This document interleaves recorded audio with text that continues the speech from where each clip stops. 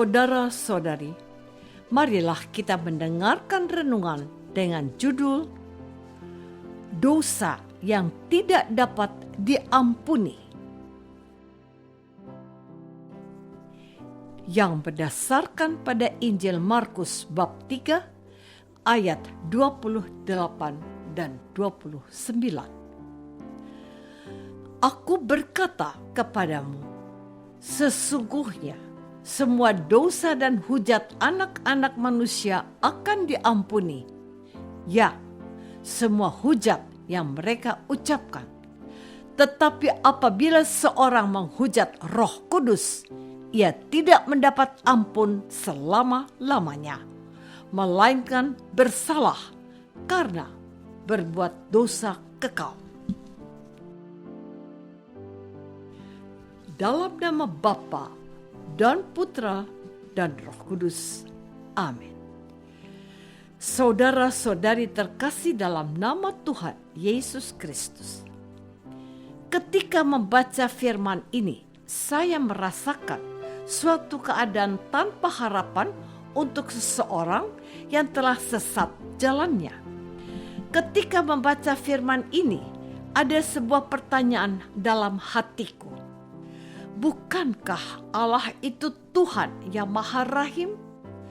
Bukankah Dia adalah Allah yang menghendaki tidak seorang pun dari anak-anak ini tersesat dan binasa?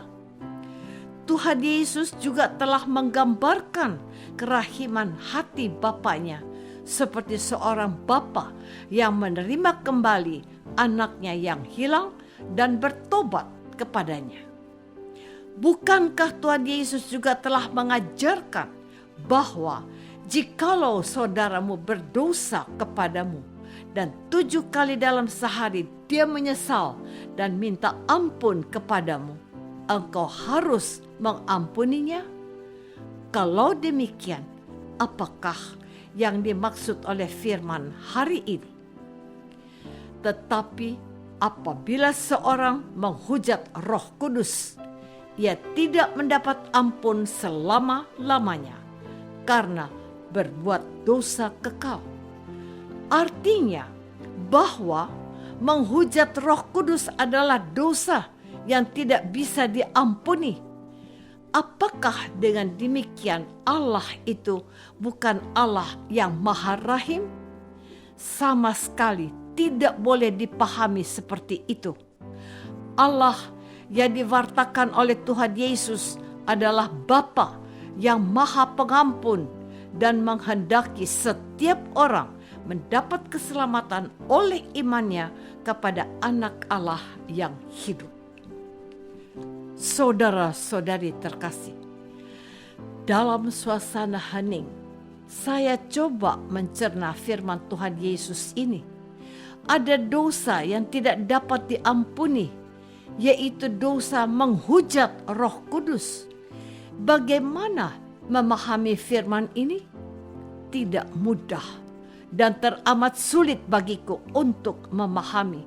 Sebab Tuhan selalu mengundang kita untuk bertobat dan berbalik kepada Allah untuk mendapatkan pengampunan dari Beliau. Masalahnya di mana? Mengapa seseorang itu tidak dapat memperoleh pengampunan dari Allah Bapa? Akhirnya aku berpikir seperti ini. Bagaimana seseorang mendapat pengampunan kalau orang itu tidak mau minta ampun, bahwa dia tidak merasa bersalah dan menganggap diri benar selalu? Pengampunan dari Allah itu selalu tersedia. Tetapi bagaimana pengampunan itu bisa diperoleh seseorang kalau dia sendiri tidak mau diampuni? Saudara-saudari terkasih, saya mau sharing iman untukmu pada hari ini. Saya membayangkan seorang anak yang melawan pada perintah ibunya. Bukan sesuatu yang luar biasa. Ibunya memanggilnya dan meminta dia untuk berhenti dari main HP. Ayo, makan dahulu. ibu memasak makanan kesukaanmu?" Tapi putranya itu tidak menjawab dan meninggalkan ibunya. Beberapa waktu anak itu kembali kepada ibunya. Katanya, "Ibu, saya lapar." Lalu ibu itu memberinya makan dan semuanya menjadi baik-baik saja. Saya punya pengalaman yang sampai hari ini sukar aku lupakan. Ada seorang anak yang tidak mau menemui tantenya karena ia menganggap tantenya itu bertindak berlebihan. Padahal dia sudah mendukakan hati tantenya itu.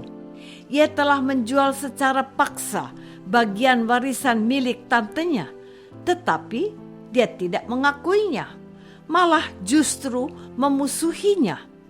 Tantenya itu teramat sedih dan selalu mendoakannya untuk bertobat dan kembali kepadanya.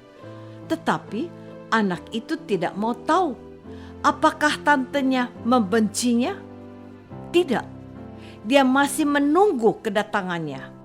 Pertanyaannya, apakah anak ini akan mendapatkan pengampunan dari tantenya? Tantenya mau mengampuninya, tetapi anak itu berkeras hati, merasa tidak bersalah dan tidak sudi untuk menemui tantenya itu. Bagaimana tantenya bisa menerimanya kalau dia sendiri sudah tidak mau menemui dirinya? Itulah yang disebut anak durhaka. Saudara-saudari terkasih, Allah itu memang Tuhan yang Maha Kuasa. Tetapi saya mau mengatakan kepadamu bahwa kemahakuasaan Tuhan tidak dapat berfungsi dan menguasai orang yang menghujatnya, orang yang menolaknya sebagai Allah yang berkuasa atas hidupnya. Allah itu memang Maha Kuasa.